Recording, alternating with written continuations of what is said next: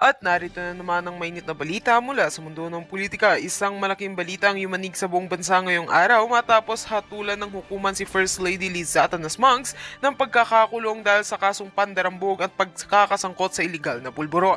Sa desisyong inilabas ng Sandigang Bayan na patunayang guilty si Ginang Marcos sa paggamit ng kanyang posisyon upang magkamal ng bilyong pisong pondo mula sa iba't ibang proyekto ng pamahalaan. Bukod dito, isiniwalat rin ng korte ang mga ebidensyang nag-uugnay sa kanya sa operasyon ng isang sindikato ng droga sa loob ng bansa. Hindi napigilan ni Ginang Marcos ang kanyang emosyon at naiyak habang binabasa ang hato sa loob ng korte. Ayon sa kanyang mga abogado, balak nilang iapela ang desisyon at iginiit na wala siyang kinalaman sa mga ibinibintang sa kanya. Tumanggi naman ng Malacanang na magbigay ng pahayag sa ngayon. Samantala, umani ng sari-saring reaksyon mula sa publiko ang balita. May mga nagsasabing ito'y tagumpay ng hustisya habang may ilan namang naniniwalang may politika sa likod ng hatol. Patuloy namin tututukan ang mga susunod na kaganapan kaugnay sa isyong ito. At yan nga ang mga balitang ating pagkakatutukan at kung bago ka pa lamang sa aking channel ay huwag kakalimutang mag-like, share and subscribe para updated ka sa aming mga bagong balita dito sa Tatak Pinas.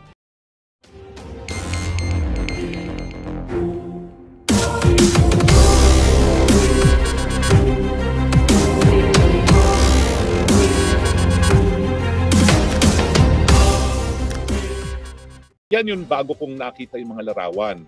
Yung Oo. larawan na yung sino ba yung smuggler na yon na hinahanap ng Kongreso? Si Michael Ma. Michael Ma na doon nag-oopisina sa kanyang opisina. Mm-mm. Sako, alam mo naman, maliit naman ang legal profession, no? So parang lalabas at lalabas yung mga bagay-bagay na yan, no? So sabi ko, totoo pala kasi hindi lang siya kaibigan. Kasi hindi niya po pwedeng sabihin, napicturan lang. Mm-mm. Oo, nag-oopisina sa opisina niya. Oh Yes. my God, so bakit ganito? Tapos Pati yung kay yung column ni Tulfo na dahilan naman kung bakit siya nasibak din sa Philippine Star, no, na kinakaladkad yung Michael Ma din yun. Pero ngayon di maligad na si kapatid ni Liz Tulfo. Araneta, no, na involved din, no. Yes. Nagkataon, may isang mataas na opisyalis ng Bureau of Customs na in charge ng intelligence mismo. Ay, hindi ko nasasabihin pero halatang-halata kung sino yan. Abay, kinumpirma sa akin. Nagpapakita lang na ako, hindi ako naghuhusga kaagad just because mayroong mga nagsasabi. That's true. Naghahanap din ako ng ebidensya talaga. Pero yung head of, hindi naman siguro siya head, but yung isang mataas na opisyalis ng intelligence ng customs ang nag-confirm sa akin, sino ko para hindi maniwala. Tapos ito pa pala, yung asukal. Yung asukal. Yung sila na nag-recommend na mag-angkat ng asukal, sa kanila pa ibinigay. At ito, nagkaroon din ako ng source, kaya naman tinanggal nila lahat ng tao ni Presidente Duterte sa Malacanang kasi nagsabi sa akin, isang taga Malacanang na mababa lang. Pero sabi nila, nako, nakita ko po, dala-dala ni Tambaluslos yung dokumento, pinapirma mismo kay Presidente. Na yung 3 kumpanya na yon na nag-recommend na mag-angkat, ang siyang binigyan din ng karapatang mag-angkat na walang bidding.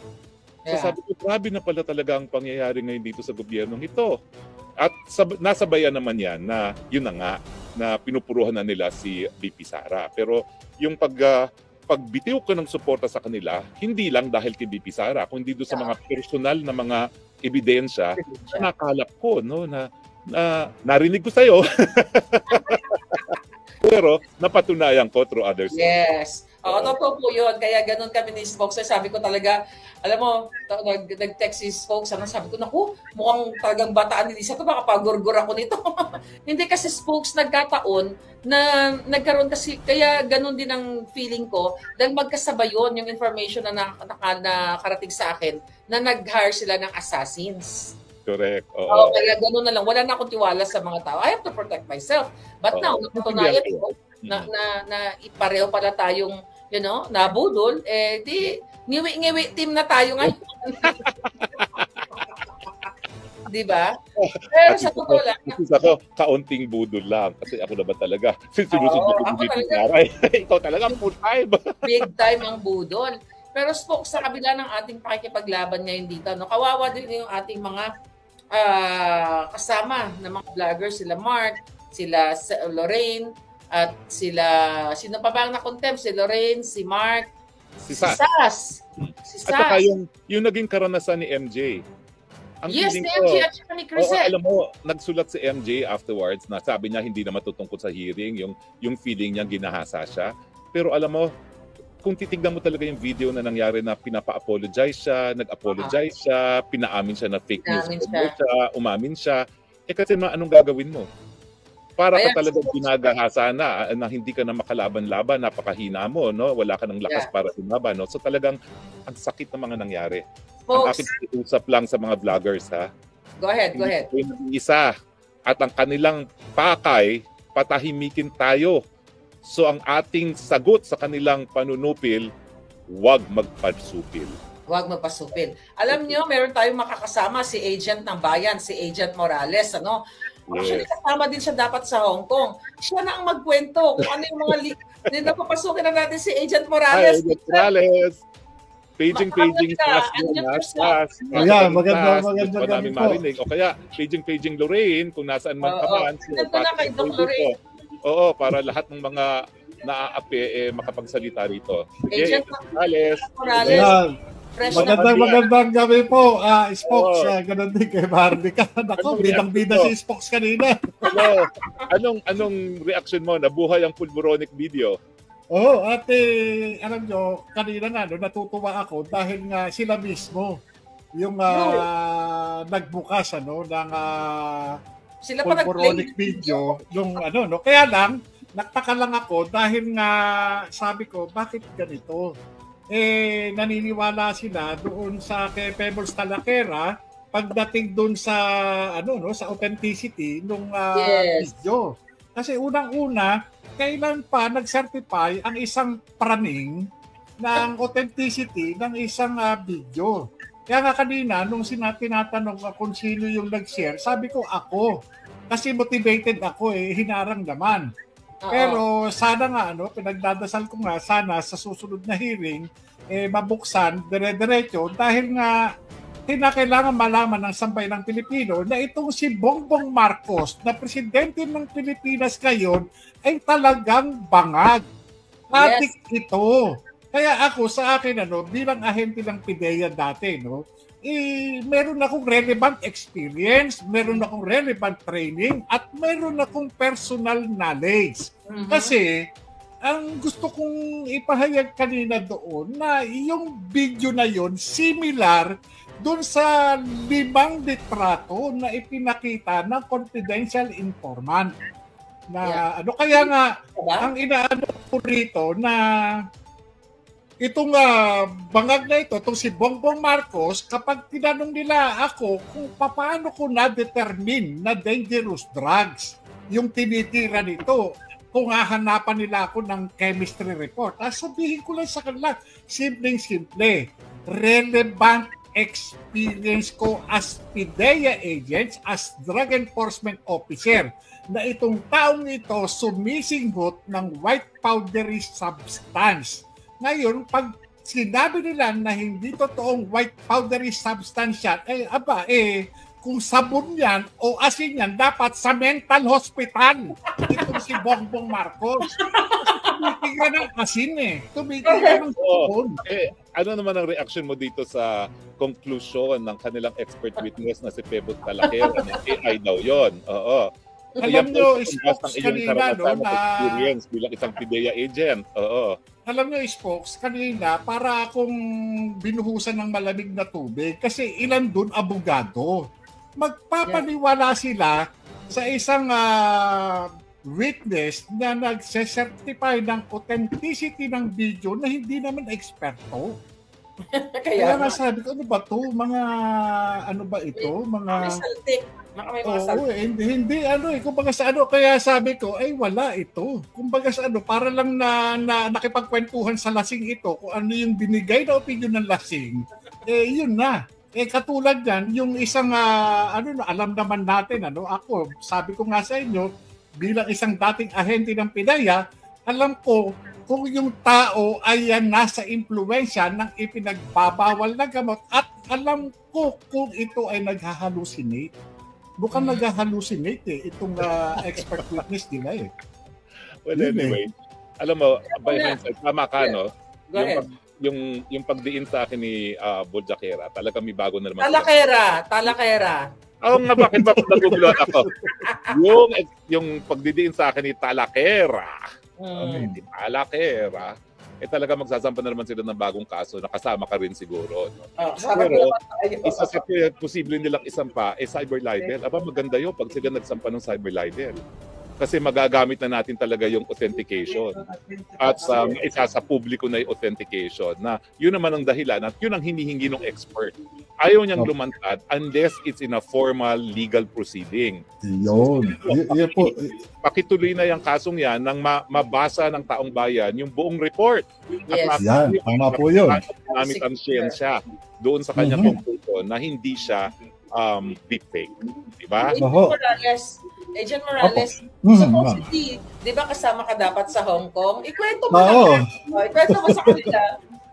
Alam nyo, sabi ko nga, dapat kasama ako doon sa Hong Kong na, kaya lang, hindi ko lang masabing mga kadahilanan, gawa ng walang maglalabas sa bahay, walang mag-aalaga doon sa aking may bahay, kaya ako hindi natuloy. Pero, ito ay sa kagandahang loob ni Binibining Maharlika.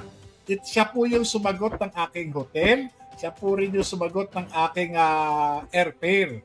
Kaya kumbaga sa hindi lang ako sa pagkakaalam ko, hindi lang ako yung binigyan ng tulong ni Binibining Maharlika para makarating doon sa Hong Kong at makasali doon sa doon sa activity ng hakbang ng Maisog. Kaya nga, nagtataka ako kanina nung marinig ko yung mga sinasabi na sinabi di umano ni Spokes na pababaksakin daw si Bongbong Marcos. Bakit pababaksakin? Kaya nga sabi ko, dami namang dagdag na kwento nito. Mukhang itong ginawa ni Pebbles Talakera na ito mukhang bayad na bayad na aktibidad at talagang binigyan siya ng oras. Pinaglaanan siya ng oras, di ba? Special yung kanya para sirain itong si Spock Sari Roque.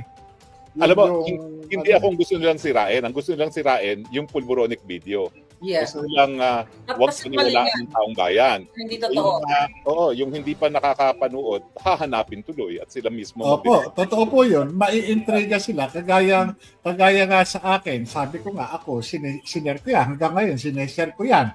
At talagang proud na proud ako na mapanood ito ng sambayan ng Pilipino dahil yung ating Pangulo, kasalukuyang Pangulo ng Republika ng Pilipinas ay talagang addictus benedictus. Simple lang naman magpa-hair quality drug testing lang siya para lang di ba, patunayan niya. Kaya lang hindi niya talaga matiis na hindi tumira. Yeah. So Agent, ano yung vibes doon kanina? Ano yung pakiramdam na nandoon ka sa Tridor Committee? Kanina, yung ang nagpaalam na ako doon sa bahay. Sabi ko, mukhang hindi na ako makakauwi. Mukhang magkikita-kita na lang tayo sa June. Sabi ko na June 30. Pero doon sa takbo ng pangyayari, mukhang iba Iba po yung naging kanina at mukhang wala silang mapiga. Wala silang mapiga. Ang isa dun sa observation ko, meron silang iniiwasan na issue na maitakel. Na kagaya yan, ginawa nila, dinala nila yung issue ng pulboronic video, hindi para kundi para lang sabihin na para masira lang yung credibility ng pero wala Walang kwenta. Walang kwenta yung ginawa nilang kanina na at ang ginamit nila isang isang pinaniniwalaan na lulong din sa ipinagbabawal na gamot. Sabi ko, wala ka sa praning. Aminado naman si Pebbles sa talagang gumamit siya. Kaya nga hindi ko alam yun. Yes. Gumamit naman si Pebbles na siya ay gumamit din talaga ng pulboron. Hindi ko alam yun.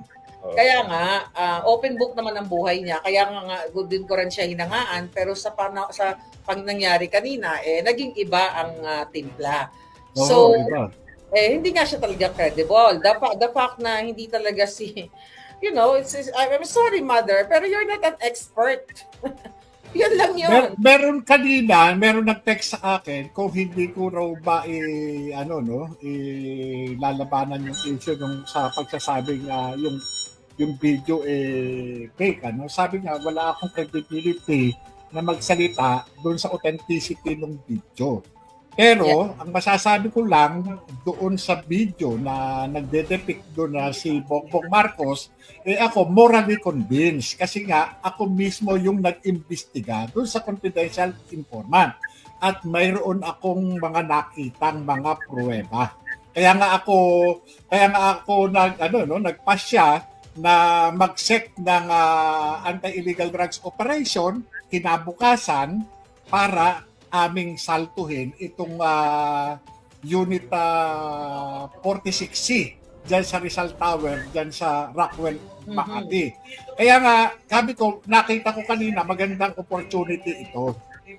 Pag ito yung turn ko, talagang iaano ko talaga ito. Kasi unang-una, hindi lang doon sa authenticity ng video. Ang tanong dito, talaga bang gumagamit ng ipinagbabawal na gamot itong si Bongbong Marcos? Hindi doon sa video Kasi unang-una, sila ito yung nagkakandak na rin lang naman sila ng legislative inquiry in aid of legislation. Dapat sana puntahan natin yung issue na totoo ba na itong kasalukuyang presidente ay gumagamit ng ipinagbabawal na gamot. Hindi doon sa authenticity ng video. Ngayon, kung gusto pala nila na ma-authenticate itong video, kumuha sila ng eksperto. Hindi dito, sa ibang bansa. Lalo na kagaya sa Amerika. O kung meron makinandak na, bakit hindi nila subpinahan yung yung mismong eksperto na na-authenticate na sumuri doon sa video. Kasi kung sasabihin lang dito, lahat na kakampiyan naman. Lahat sila magkakampi. Kaya nga, agent, spokes, si Cathy Binag, nagsalita na adikto silang mag-asawa at marami pang sinabi. Kung yan ay defamatory, dapat nag-file na sila ng case against at sa akin. Pati sa akin. Sa atin. Oo, sa atin. Yes, so yun yung So ano pa yung mo doon agent, Parang hindi kaya pinagsalita? Ano bang doon? Pangyayari doon, parang pinipigilan ka? Paano? Yun nga kaya nga ang lang natin dito meron pa naman mga susunod na hearing at nakahanda naman po tayo. Lalo na doon sa issue na yan, pwede naman siguro natin ipakiusap, na lang natin yung yung issue ng paggamit ng ipinagbabawal na gamot ni Bongbong Marcos. Na sana wag magbulag-bulagan, wag magtanga-tangahan yung mga nagsasagawa ng legislative inquiry. Yun sana, sana po. Ganun sana yung maging natin. Sabi ni MJ, na-set in contempt daw si Mark. Dahil sabi niya, sa pinost niya about sa hearing. Para matakot daw ang lahat, kaya, siguro, yun ang nangyari. Kaya kanila kinontempt si Mark. So, hindi ko alam kung anong pinost ni Mark. Pero alam naman natin na yung target talaga nila is i-contempt as much as, lahat kayo doon. Kaso lang, hindi nga sila nagkaroon ng chance kasi hindi naman pwede i-contempt ka na lang ng ganon-ganon kung walang magti-trigger na gagawin silang mga eksena, di ba? Medyo nahirapan sila kanina, kaya, kayo lang, yung apat lang ang nai-contempt nga doon. So, yung pagkaka-contempt ni Mark, hindi ko alam kung ano yung naging basis nila Kung ito ba, ang basis pa nito sub-judice rule. Yung bang spokes yung bang mga ganyan legislative inquiry, meron sakop ba na sub-judice rule yan? Ay, nako, hindi po. Dahil hindi sila hukuman. In fact, dahil sila political body, pwede silang pulaan.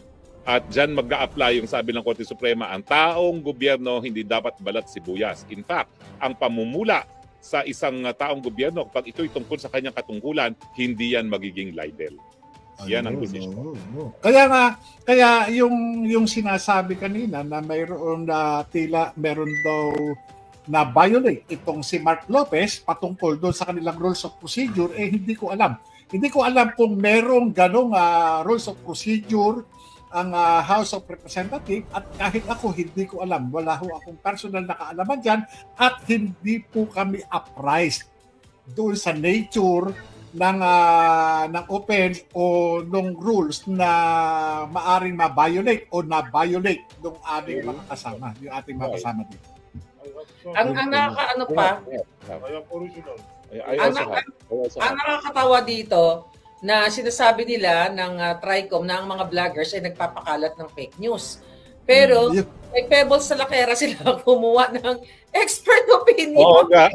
Yan na pala ngayon ng expert opinion, Pebbles sa Lakera, no? Oo. Yun nga rin po yung isa rin sa hindi ko na raise kanina, yung matanong kung saan nila kinuha yung information na si Agent Morales o yung mga kasama ni Agent Morales ay tumatanggap sa Pogo at sa mga drug lord.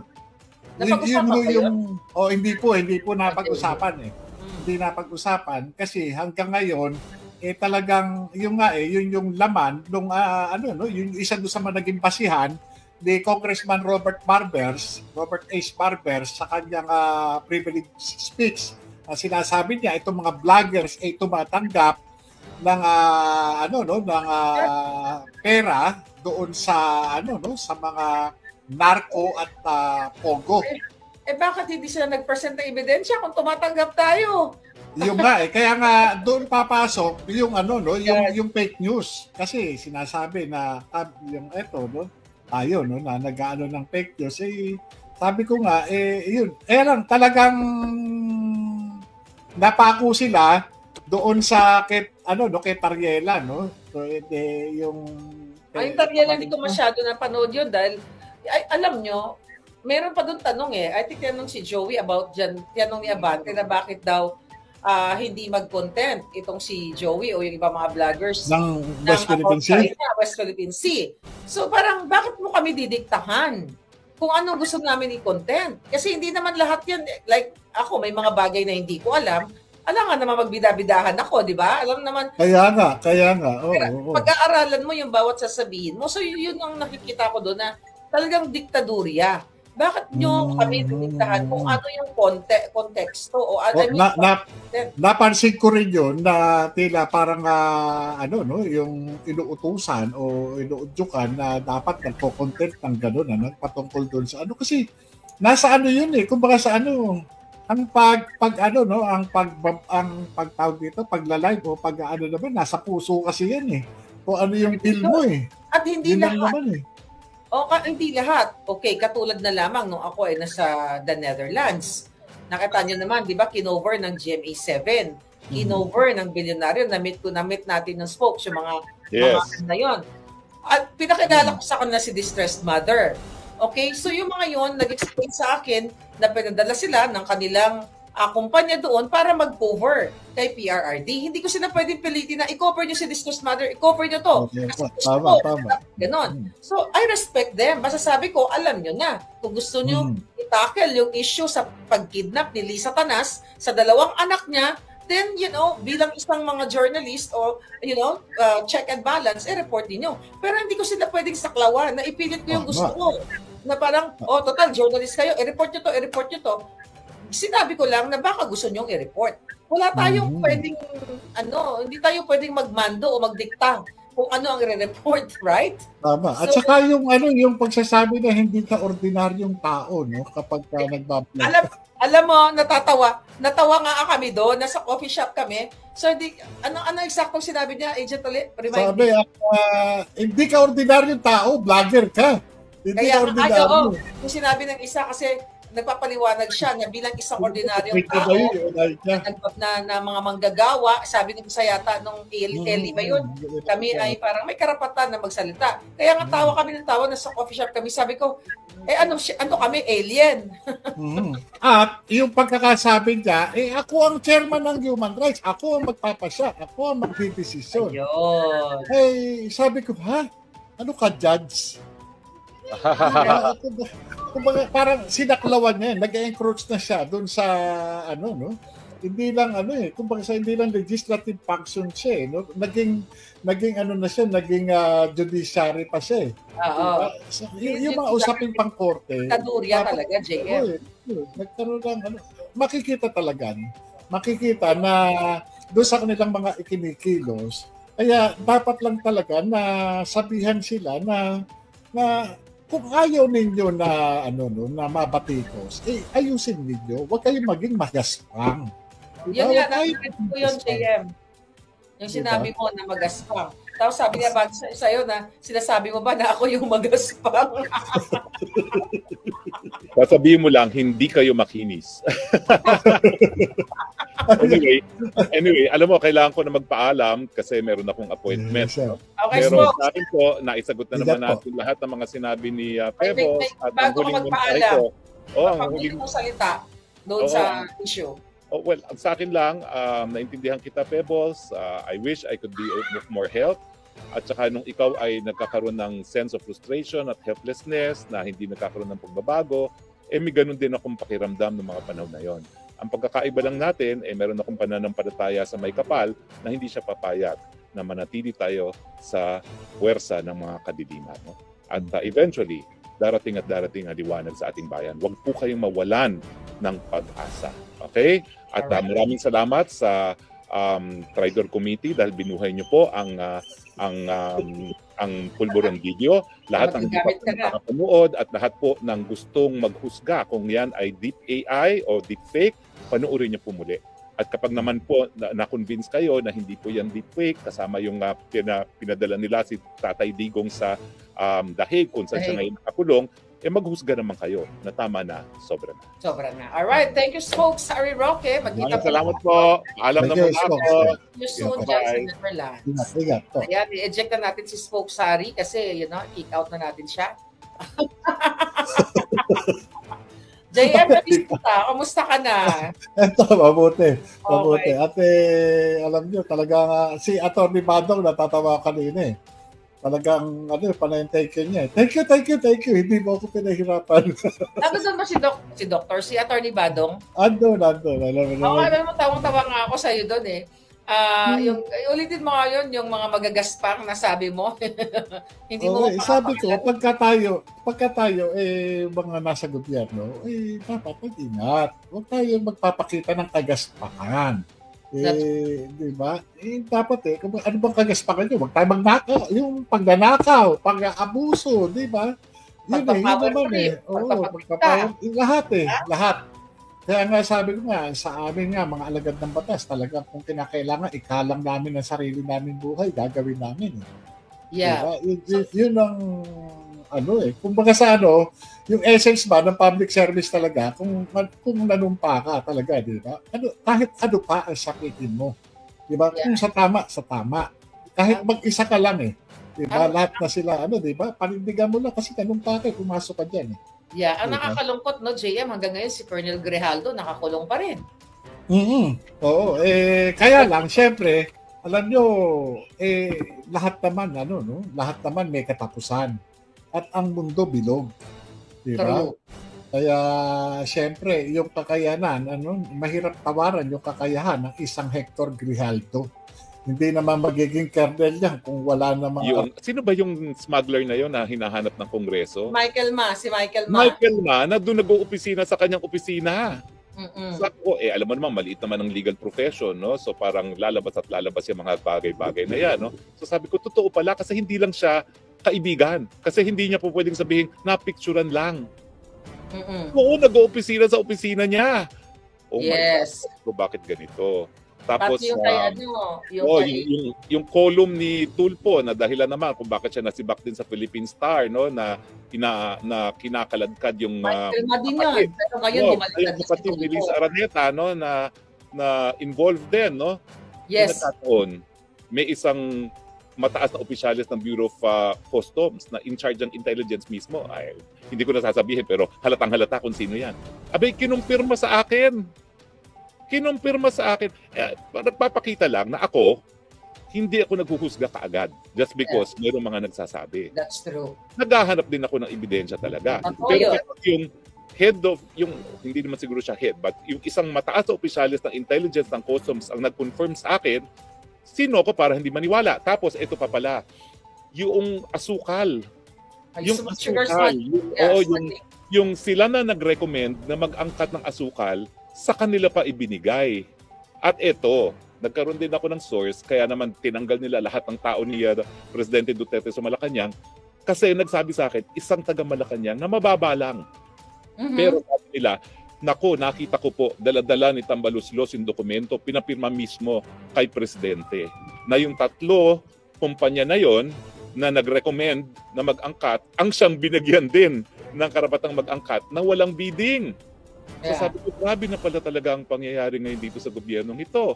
At nasabayan naman yan na yun na nga, na pinupuruhan na nila si BP Sara. Pero yung pagbitiw ko ng suporta sa kanila, hindi lang dahil kay BP Sara, kundi doon sa mga personal na mga ebidensya na nakalap ko, no, na narinig ko sa'yo. Pero napatunayan ko through others. Yes. Oo, totoo po yun. Kaya ganun kami ni Spokes. Sabi ko talaga, alam mo, nag-text si Spokes, sabi ko, naku, mukhang talagang bataan ni Lisa, ito baka pagurgur ako nito. Hindi kasi Spokes nagkataon na nagkaroon kasi, kaya ganun din ang feeling ko, dahil magkasabay yun yung information na nakarating sa akin, na nag-hire sila ng assassins. Correct. Oo, kaya gano'n na lang. Wala na akong tiwala sa mga tao. I have to protect myself. But now, napatunayan ko na ipareho pala tayong, nabudol, di, ngiwi-ngiwi team na tayo ngayon. Di ba? Pero sa totoo lang. Ako, kaunting budol lang. Kasi ako naman talaga. Sinusunod ko dito naray. Ikaw talaga full time. Big time ang budol. Pero Spokes, sa kabila ng ating pakikipaglaban ngayon dito, kawawa din yung ating mga kasama na mga vloggers, sila Mark, sila Lorraine, at sino pa ba ang na-contempt? Si Lorraine, si Mark, si Sas. At saka yung naging karanasan ni MJ.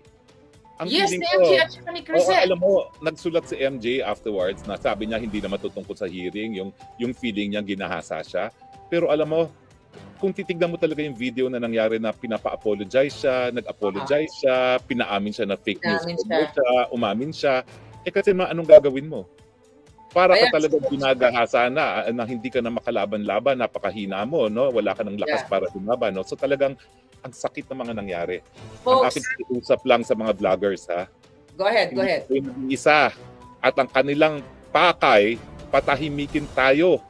So ang ating sagot sa kanilang panunupil, huwag magpasupil. Huwag magpasupil. Alam niyo, meron tayong makakasama si Agent ng Bayan, si Agent Morales, ano? Actually, kasama din siya dapat sa Hong Kong. Siya na ang magkwento kung ano yung mga Hindi na papasukin na natin si Agent Morales. Hi, Agent Morales. Paging Ayan, maganda marinig. O kaya, paging Lorraine, kung nasaan man ka man. Nandito na kay Doc Lorraine. Oo, para lahat ng mga naaapi makapagsalita rito. Agent Morales. Magandang gabi po, Spokes. Ganun din kay Marnica. Naku, bidang-bida si Spokes kanina. Hello. Anong reaction mo? Nabuhay ang pulburonic video? Oo, alam nyo, kanina nga, natutuwa ako dahil nga sila mismo yung nagbukas ng pulburonic video. Yung kaya lang, nagtaka lang ako dahil nga sabi ko, bakit ganito? Naniniwala sila doon sa kay Pebbles Talakera pagdating doon sa sa authenticity nung video. Kasi unang-una, kailan pa nag-certify ang isang praning ng authenticity ng isang video. Kaya nga kanina, nung tinatanong kung sino yung nag-share, sabi ko ako. Kasi motivated ako hinarang naman. Pero sana nga, pinagdadasal ko nga, sana sa susunod na hearing, mabuksan, dire-diretso, dahil nga, kailangan malaman ng sambayanang Pilipino na itong si Bongbong Marcos na presidente ng Pilipinas ngayon ay talagang bangag. Adik ito. Kaya ako sa akin bilang ahente ng PIDEA dati, meron akong relevant experience, meron akong relevant training, at meron akong personal knowledge. Kasi, ang gusto kong ipahayag kanina doon na yung video na yon similar doon sa 5 litrato na ipinakita ng confidential informant. Na kaya nga, ang inaano ko rito na itong bangag na ito, itong si Bongbong Marcos, kapag tinanong nila ako kung paano ko na-determine na dangerous drugs yung tinitira nito, kung hahanapan nila ako ng chemistry report, sabihin ko lang sa kanila, simpleng-simple, relevant experience ko as PIDEA agents, as drug enforcement officer, na itong taong ito sumisinghot ng white powdery substance. Ngayon, pag sinabi nila na hindi totoong white powdery substance yan, kung sabon yan o asin yan, dapat sa mental hospital. Itong si Bongbong Marcos. Tumitigla ng asin Tumitigla ng sabon. Ano naman ang reaction mo dito sa conclusion ng kanilang expert witness na si Pebos Talakera na AI daw yon? Oo. Alam nyo, Spokes, kanina, experience bilang isang PIDEA agent. Oo. Alam nyo, Spokes, kanina, para akong binuhusan ng malamig na tubig kasi ilan dun abogado. Magpapaniwala sila sa isang witness na nagse-certify ng authenticity ng video na hindi naman eksperto. Kaya nga sabi ko, ano ba to? Mga, ano ba ito? Mga... hindi kumbaga sa kaya sabi ko, wala ito. Kumbaga sa para lang na nakipagkwentuhan sa lasing ito, kung ano yung binigay na opinion ng lasing, yun na. Katulad yan, yung isang, alam naman natin, ako, sabi ko nga sa inyo, bilang isang dating ahente ng PIDEA, alam ko, kung yung tao ay nasa impluwensya ng ipinagbabawal na gamot, at alam ko kung ito ay naghahalusinate. Mukhang nag-hallucinate itong expert witness nila Well, anyway, alam mo, by hindsight, tama ka, no? Yung pagdiin sa akin ni Boljakera, talaga may bago na naman. Talakera. Oo nga, bakit ba naguguluhan ako?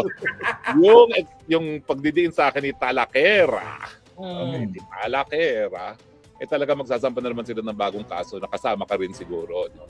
Pero isa sa posible nilang isampa cyber libel. Aba, maganda yun pag sila nagsampa ng cyber libel. Kasi magagamit na natin talaga yung authentication. At isa sa publiko na yung authentication na yun naman ang dahilan at yun ang hinihingi ng expert. Ayaw niyang lumantad unless it's in a formal legal proceeding. Yun. Pakituloy na yung kasong yan nang mabasa ng taong bayan yung buong report. Yes. Yan, tama po yun. Gamit ang siyensya doon sa kanyang conclusion na hindi siya deepfake. Diba? Agent Morales, supposedly, di ba kasama ka dapat sa Hong Kong? Ikwento mo Ikwento mo sa kanila. Alam nyo, ako, sabi ko nga, ako, dapat kasama ako doon sa Hong Kong na, yun, kaya lang, sa hindi ko lang masabing mga kadahilanan, gawa ng walang maglalabas sa bahay, walang mag-aalaga doon sa aking may bahay, kaya ako, kaya ako hindi natuloy. Pero, ito ay sa kagandahang loob ni Binibining Maharlika. Siya po yung sumagot ng aking hotel, siya po rin yung sumagot ng aking airfare.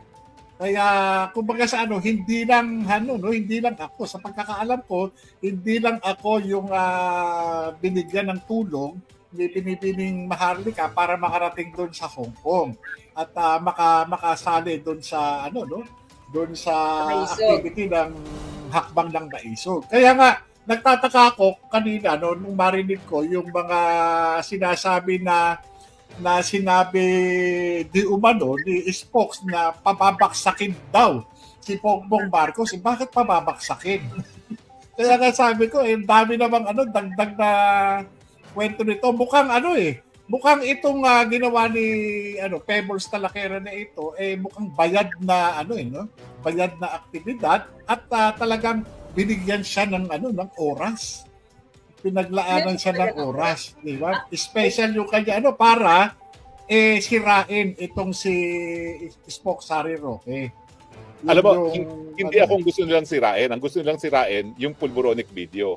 Yeah. Gusto nilang wag paniwalaan ng taong bayan. Hindi totoo. Yung hindi pa nakakapanood, hahanapin tuloy at sila mismo. Opo, totoo po yun. Maiintriga sila. Kagaya nga sa akin, sabi ko nga ako, sinare ko yan. Hanggang ngayon, sineshare ko yan. At talagang proud na proud ako na mapanood ito ng sambayan ng Pilipino dahil yung ating Pangulo, no, kasalukuyang Pangulo ng Republika ng Pilipinas ay talagang addictus benedictus. Simple lang naman magpa-hair follicle drug testing lang siya para lang di ba, patunayan niya. Kaya lang hindi niya talaga matiis na hindi tumira. Yeah. So Jan, ano yung vibes doon kanina? Ano yung pakiramdam na nandoon ka sa Tridor Committee? Kanina, bali yung ang nagpaalam na ako doon sa bahay. Sabi ko, mukhang hindi na ako makakauwi. Mukhang makikita-kita na lang tayo sa June. Sabi ko na June 30. Pero doon sa takbo ng pangyayari, mukhang iba Iba po yung naging kanina at mukhang wala silang mapiga. Wala silang mapiga.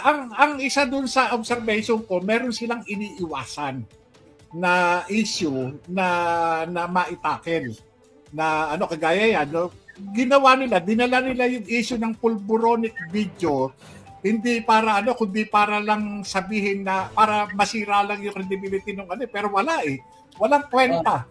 Walang kwenta yung ginawa nilang kanina na at ang ginamit nila isang isang pinaniniwalaan na lulong din sa ipinagbabawal na gamot. Sabi ko, wala ka sa praning. Aminado naman si Pebbles sa talagang gumamit siya. Kaya nga hindi ko alam yun. Yes. Gumamit naman si Pebbles na siya ay gumamit din talaga ng pulboron. Hindi ko alam yun. Kaya nga, open book naman ang buhay niya. Kaya nga, din ko rin siya hinangaan. Pero sa pangyayari kanina, naging iba ang timpla. So, hindi nga siya talaga credible. The fact na hindi talaga I'm sorry, mother, pero you're not an expert. Yan lang yun. Meron nag-text sa akin kung hindi ko raw ba lalabanan yung issue sa pagsasabing yung video fake. Sabi nga, wala akong credibility na magsalita doon sa authenticity ng video. Pero, ang masasabi ko lang doon sa video na nagde-depict doon na si Bongbong Marcos, ako morally convinced kasi nga ako mismo yung nag-imbestiga doon sa confidential informant at mayroon akong mga nakitang mga pruweba. Kaya nga ako nagpasya na mag-sec ng anti-illegal drugs operation kinabukasan para aming saltuhin itong unit 46C dyan sa Rizal Tower, dyan sa Rockwell, Makati. Kaya nga, sabi ko, nakita ko kanina, magandang opportunity ito. Pag ito yung turn ko, talagang iaano ko talaga ito. Kasi unang-una, hindi lang doon sa authenticity ng video. Ang tanong dito, talaga bang gumagamit ng ipinagbabawal na gamot itong si Bongbong Marcos? Hindi doon sa video Kasi unang-una, sila ito yung nagkakandak na rin lang naman sila ng legislative inquiry in aid of legislation. Dapat sana puntahan natin yung issue na totoo ba na itong kasalukuyang presidente ay gumagamit ng ipinagbabawal na gamot. Hindi doon sa authenticity ng video. Ngayon, kung gusto pala nila na ma-authenticate itong video, kumuha sila ng eksperto, hindi dito, sa ibang bansa.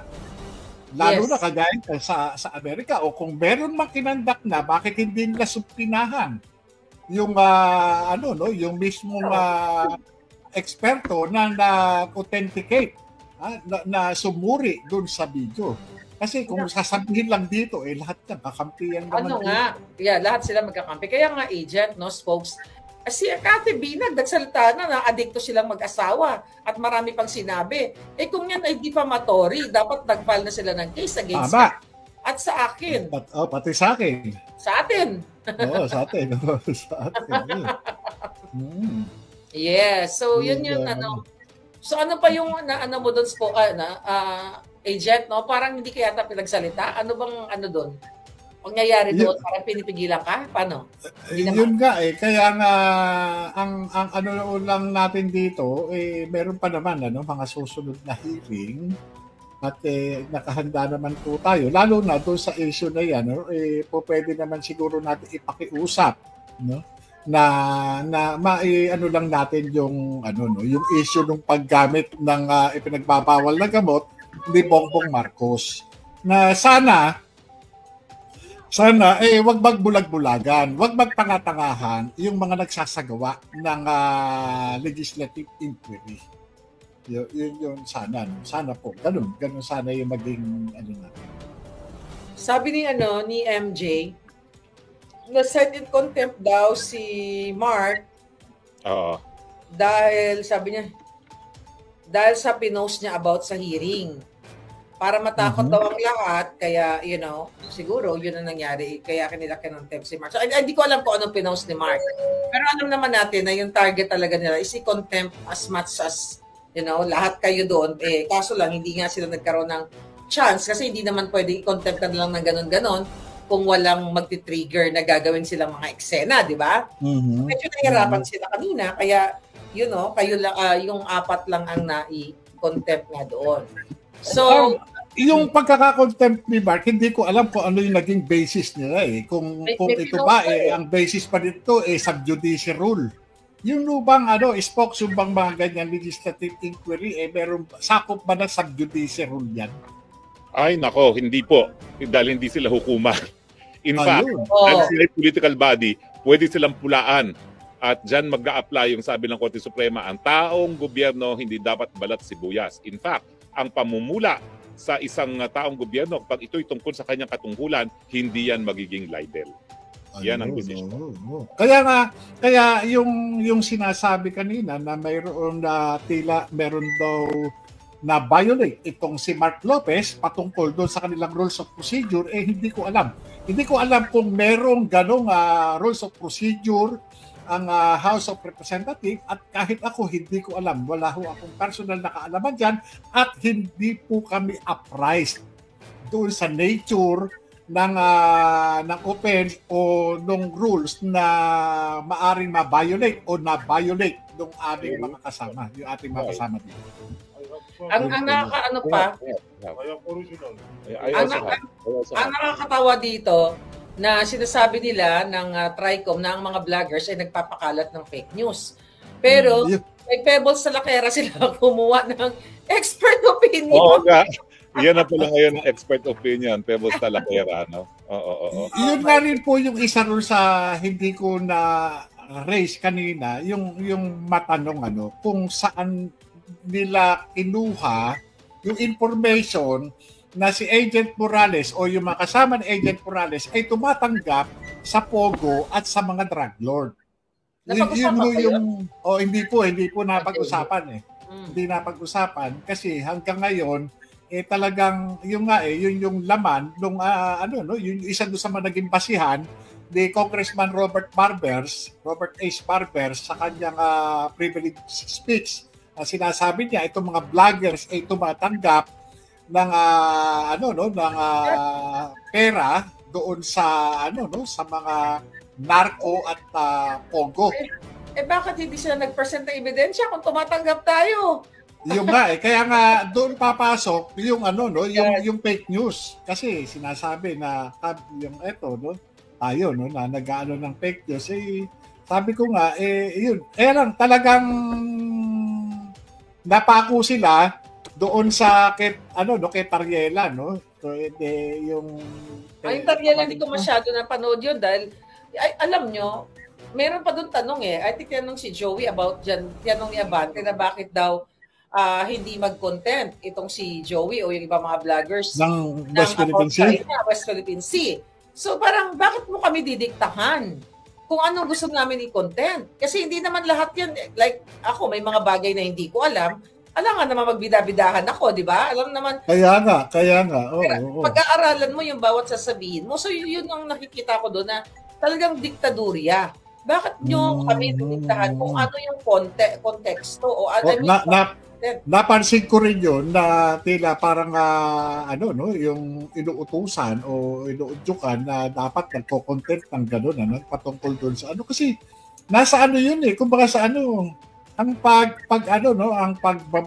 pagtawag dito pagla-live o naman nasa puso kasi yan kung ano yung feel mo at hindi lahat naman hindi lahat katulad na lamang nung ako ay nasa the Netherlands.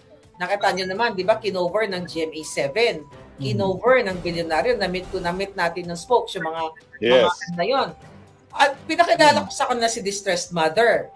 Okay, so yung mga yon nag-explain sa akin na pinadala sila ng kanilang kumpanya doon para mag-cover kay PRRD. Hindi ko sila pwedeng pilitin na i-cover nyo si Distressed Mother, i-cover nyo to. Okay. Kasi tama.